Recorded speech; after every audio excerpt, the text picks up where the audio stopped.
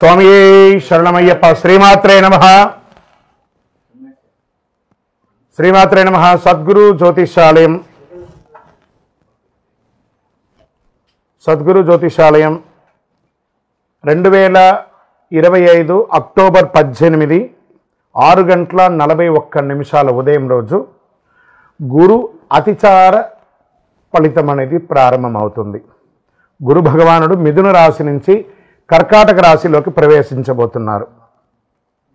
కర్కాటక రాశి గురు భగవానునికి ఉచ్చస్థానం అని కూడా చెప్పచ్చు. అంటే శక్తి, దయా, జ్ఞానం అత్యధికంగా ఉండే ఒక స్థానం అని కూడా చెప్పచ్చు.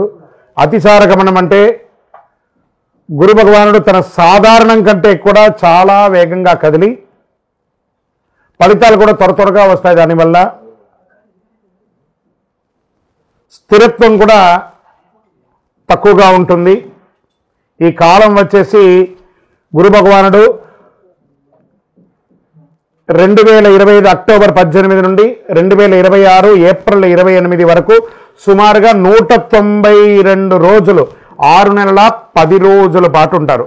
తర్వాత తన యొక్క సహజ గమనానికి ప్రవేశించి ఫలితాలు స్థిరంగా ఇస్తుంటారు.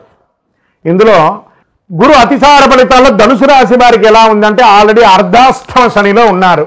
ఓకే, గురు గమన ప్రారంభం 18 తారీఖున అవుతుంది. కర్కాటక రాశి ఉచ్చస్థాయి. ధనుసు రాశి వారికి 8వ ఇల్లు ఆయుర్భావం మీద కూర్చొని ఉంటుంది. ఇది ఆరోగ్యం, గుప్త లాభాలు, అన్వేషణ, మార్పులు, ఆధ్యాత్మిక అనుభవాల మీద ఉంటుంది. కాబట్టి ఆధ్యాత్మికంగా అభివృద్ధి ఉంటుంది. ధ్యానం, యోగం, మోక్షం ఇవన్నీ కూడా ప్రయత్నం చేసుకోండి. తీర్థయాత్రలు చేయండి. పాత పెట్టుబడుల ద్వారా కాస్త లాభం వచ్చే అవకాశాలు ఉన్నాయి. మిశ్రమంగా పొందుతారు. వారసత్వం లేదా పితృస్థితి లాభం ద్వారా కోర్టు కేసులు ఉండడము, గొడవలు అనేవి ఉండడం, కూర్చొని సామరస్యంగా తెచ్చుకుంటే మంచిది. కుటుంబంలో సఖ్యత, తల్లిదండ్రులది సంతోషం ఉంటుంది. విదేశీ యాత్ర వల్ల అనూఖ్యమైనటువంటి మార్పులు వచ్చే అవకాశాలు ఉన్నాయి. విదేశీయ పెట్టుబడులు, విదేశీయ వ్యాపారం ద్వారా కూడా అనవసర భయాలు రావచ్చు. ఖర్చులు కొంత ఎక్కువగా ఉండే అవకాశాలు ఉన్నాయి. ధనుసు రాశి వాళ్ళు కాస్త జాగ్రత్తగా ఉండవలసినటువంటి ఒక సమయం అని కూడా చెప్పచ్చు. మిశ్రమ ఫలితంగా ఉంది. వృత్తి వ్యాపారాల వారికి కూడా చాలా ఇబ్బందులు వచ్చే అవకాశాలు ఉన్నాయి. ఉద్యోగంలో ఒకసారి బాగుంటుంది, ఒకసారి బాగుండదు, ఒకసారి బాగుంటుంది, ఒకసారి బాగుంటుంది. తర్వాత మే తర్వాత స్థిరమైన తర్వాత గురు భగవానుడు యోగంగా ఉన్నాడని కూడా చెప్పచ్చు. మీరు చేయవలసినటువంటి పని అంతా కూడాను గురు భగవాన్ని ప్రసన్నం చేసుకోవాలి, శని భగవాన్ని ప్రసన్నం చేసుకోవాలి. ఎందుకంటే అర్ధాష్టమ శని నడుస్తుంది, గురు భగవానుడు కూడా ఉన్నారు. కాబట్టి మీరు ఏం చేస్తారంటే ఆ గురు భగవాన్ని ప్రార్థన చేసుకుంటూ దేవాలయానికి వెళ్ళి ప్రదక్షిణం చేయండి. ఒక 16 ప్రదక్షిణాలు చేయండి. దత్తాత్రేయ స్వామి లేదా దక్షిణామూర్తి స్వామి వారికి ప్రార్థన చేయండి. పసుపు ఒత్తితో దీపం వెలిగించండి. మీరు ఎక్కువ శాతం పసుపు వస్త్రాలు ధరించండి. పసుపు పుష్పంతో పూజ చేయండి. నోరు అదుపులో పెట్టుకోండి. సమాజంలో ఎవరితోనైనా మాట్లాడేటప్పుడు, వాహనం నడిపేటప్పుడు, షూరిటీ సంతకాలు పెట్టేటప్పుడు చాలా జాగ్రత్తగా ఆలోచించి 1కి 4 సార్లు ఆలోచించి పెట్టండి. శ్రీమాత్రే నమః. అందరికీ దీపావళి శుభాకాంక్షలు. ఫస్ట్ సద్గురు జ్యోతిషాలయం నుండి దీపావళి శుభాకాంక్షలు. మా టీవీ ఛానల్ ద్వారా చూస్తున్నటువంటి ప్రతి ప్రేక్షక మిత్రులకి, భగవద్బంధువులందరికీ కూడా దీపావళి శుభాకాంక్షలు. అందరికీ ఉన్నటువంటి ఒక చిరు రెగ్యులర్గా అన్ని టీవీల్లో అన్ని ప్రవచనకర్తలు, అందరు గురువులు చెప్తున్నదే కొంచెం మనం కూడా మన ఛానల్ ద్వారా కూడా కొంచెం తెలుసుకునేటట్టుగా బాగుంటుంది అనే ఒక చిరు ప్రయత్నంలో దీపావళి అంటే ఏంటి, దీపావళి రోజు ఏం చేయాలి, దీపావళి రోజు ఏ పూజ చేయాలి, ఈ దీపావళి ఎప్పుడు వచ్చింది, పటాకులు కాల్చొచ్చా కాల్చకూడదా, ఏ పూజ చేయాలి, ఇవన్నీ కూడా ఆలోచన ఉంటుంది. దీపావళి అంటే దీపపు ఒక వరసను దీపావళి అంటారు. నరకాసురుని యొక్క వధం అయిన తర్వాత, ఆ నరక చతుర్దశి అయిన తర్వాత వచ్చే రోజుని దీపావళి. ఆ నరకాసురుని సంహరించిన తర్వాత అమ్మవారు ఈ ప్రపంచం అంతా కూడా ఆనందపడింది. దాంతో దీపాలు వెలిగించి అందరూ కూడాను ఆనందాన్ని పొందినటువంటి దాన్ని దీపావళి అంటారు. ఆ రోజు నుంచి మొదలు పెడితే కార్తీక మాసం మొదలయ్యి చక్కగా కార్తీక మాసం, ధనుర్మాసం అంతా కూడాను ప్రతి ఇంటిలోనూ గడప దగ్గర, తులసి కోట దగ్గర, అన్ని చోట ఉసిరి చెట్టు దగ్గర, రాగి చెట్టు దగ్గర అందరూ కూడా దీపాలు పెడుతుంటారు కదా. ఈ దీపాలు వరుసగా పెట్టేదాన్ని దీపావళి, దీప వరుసను దీపావళి అంటారు. ధన్తెరస్, అమ్మవారు, లక్ష్మీవారు కొంతమంది ఈ దీపావళి రోజు చక్కగా లక్ష్మీ పూజలు చేస్తూ ఉంటారు. కొత్త వ్యాపారాలు ప్రారంభిస్తూ ఉంటారు. మరి దీపావళి రోజు ఏం చేయాలి గురుగారు అనంటే తైల అభ్యంగన స్నానం చేయాలి అంటారు. పెద్దవాళ్ళు ఉంటారు కదా, ఇంట్లో పెద్దవాళ్ళు ఒక చోట కూర్చొని ఉంటారు. పిల్లలందరినీ కూడా అక్కడ కూర్చోబెట్టి వాళ్ళకి నువ్వుల నూనె రంగరించి పటాకులు ఇచ్చి కాల్చమని చెప్పి, తర్వాత స్నానం చేసి వచ్చి కొత్త బట్టలు వేసుకొని ఇంట్లో పూజ, లక్ష్మీ పూజ చేయడం, దేవాలయాలకు వెళ్ళడం, పెద్దవాళ్ళందరూ కూడా చిన్నపిల్లలకి ఆశీస్సులు ఇస్తూ వాళ్ళకి గిఫ్ట్స్ అంతా కూడా ఇవ్వడము, ఇవన్నీ చేయడం. ఒకటి, సాయంత్రం అవ్వగానే చక్కగా వారి పాఠ్య పుస్తకాలను ఒక 2 నిమిషాలు 5 నిమిషాలు చదవడం. ఎందుకంటే లక్ష్మీప్రదం అంటారు. ఆ రోజు పుస్తకం చదవడం లేదా ఒక శ్లోకం నేర్చుకోవడం, ఒక పూజ చేయడం అనేది లక్ష్మీప్రదం అంటారు. అంత అద్భుతమైనటువంటి రోజు.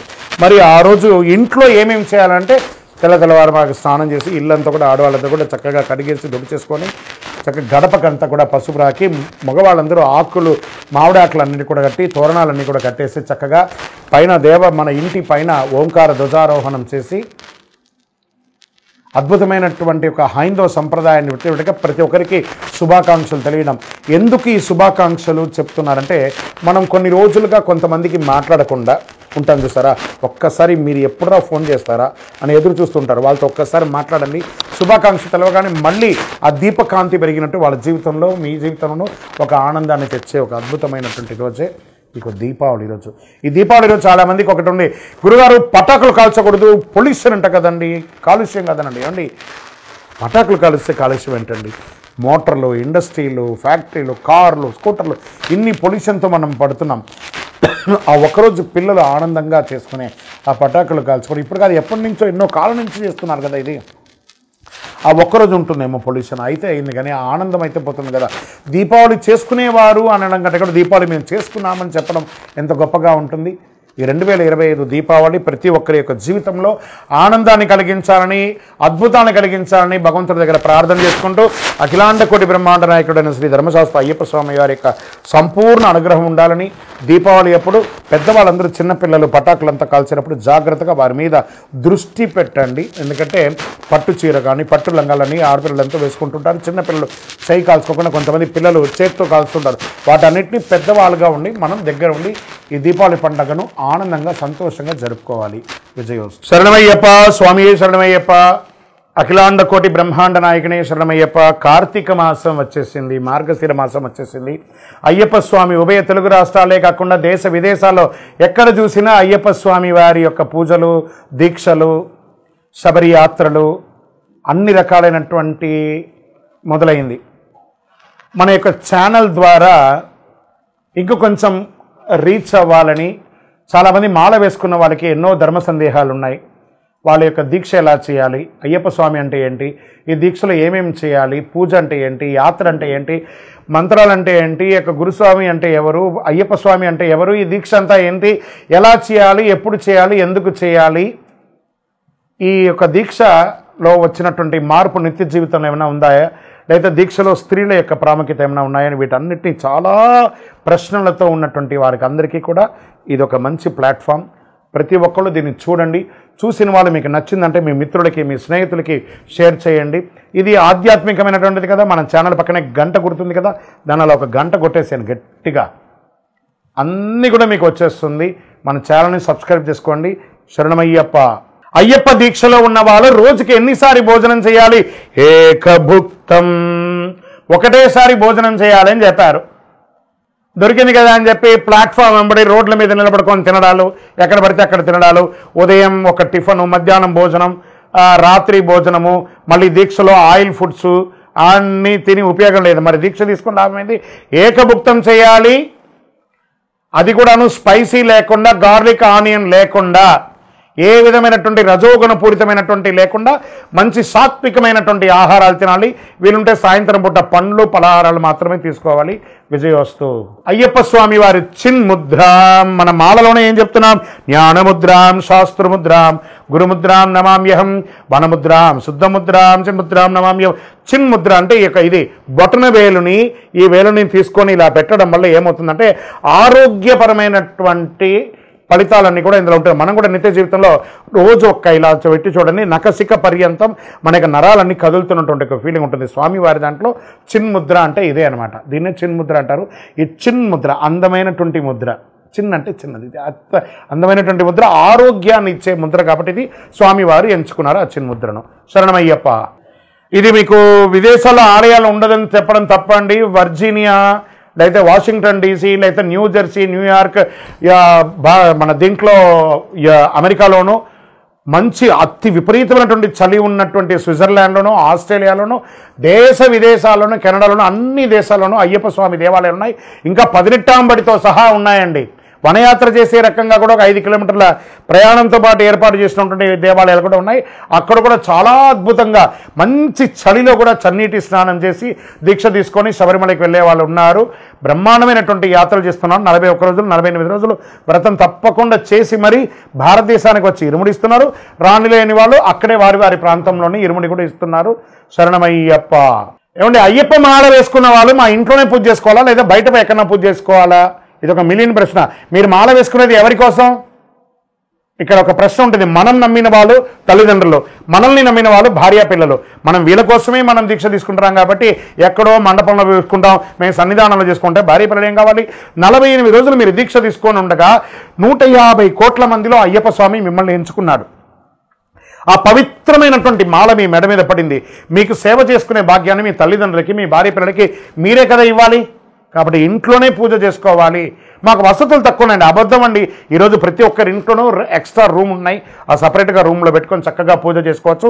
మీరు సాక్షాత్ అయ్యప్ప స్వామిగా ఉంటారు కాబట్టి ఆ ఇంటిల్లి పాలి ఆ ఇల్లు దేవాలయంగా మారిపోతుంది. చక్కగా అందరూ కూడా మీకోసం ఎదురు చూస్తుంటారు మీరు చేసే సేవకు. శరణమయ్యప్ప. లేదండి, ఏ గురుస్వామి కూడా కొత్తగా మాల వేసే వాళ్ళని ఇబ్బంది పెట్టరండి. అవన్నీ అబద్ధం. అలాంటి ప్రశ్నలే లేదండి. వాస్తవానికి గురుస్వామి దైవమే తునైప. ఆ గురుస్వామి దయ ఉంటేనే ఆ భక్తులందరూ కూడా శబరిమలకి వెళ్తారండి. ఏ గురుస్వామి కూడా ఇబ్బంది పెట్టరు. అలాంటి ఇబ్బంది ఆలోచన కూడా పెట్టకండి. ఒకవేళ వారు ఇబ్బంది పెట్టే రకంగా మీకు అనిపించిందంటే వారితో కూర్చొని మాట్లాడండి, డిస్కస్ చేయండి ఆ గురుస్వామి దగ్గర. ఎందుకంటే గురుస్వామి లేనిదే ఈ యొక్క శబరిమల యాత్ర లేదు కాబట్టి గురు నింద చాలా మహాపాపం. గురు నింద చెయ్యకండి. శరణమయ్యప్ప. అయ్యప్ప మాల వేసుకున్న వాళ్ళు ఎన్నింటికి లేవాలి, ఎన్నిసారి స్నానం చేయాలి, ఎన్నిసారి పూజ చేసుకోవాలంటే కార్తీక మాసంలో మనం మాల వేసుకున్న ప్రతి ఒక్కరు కూడా సూర్యోదయాత్పూర్వం లేవాలి. బ్రాహ్మ్య ముహూర్తంలో లేవాలి. ఈ బ్రాహ్మ్య ముహూర్తం అయిన తర్వాత తెల్లవారుజామున 4ంటికి నిద్ర లేవడం, తర్వాత చన్నీటి స్నానం చేయడం, ఒక్కసారి ఉదయం ఒక్కసారి సాయంత్రం. ఆహార నియమాలు అదుపులో ఉంటే ఈ 2 సార్లు స్నానాలు చేయాలి. అతిగా ఈ ఆయిల్ ఫుడ్కి సంబంధించిన ఆహారాలన్నీ తీసుకున్నారంటే ఎన్నిసార్లు అవుతుందో అది మీ ఇష్టం. కానీ ఎన్నిసారి పూజ చేయాలని కాదు. కలవు నామస్మరణాత్. మన యొక్క DNA శరీరంలో మొత్తం ఆ అయ్యప్ప స్వామి వారి యొక్క నామస్మరణ అణువు ఉండాలి. కాబట్టి నామస్మరణకు ఒక లిమిట్ అంటూ లేదు. శరణమయ్యప్ప, శరణమయ్యప్ప, శరణమయ్యప్ప.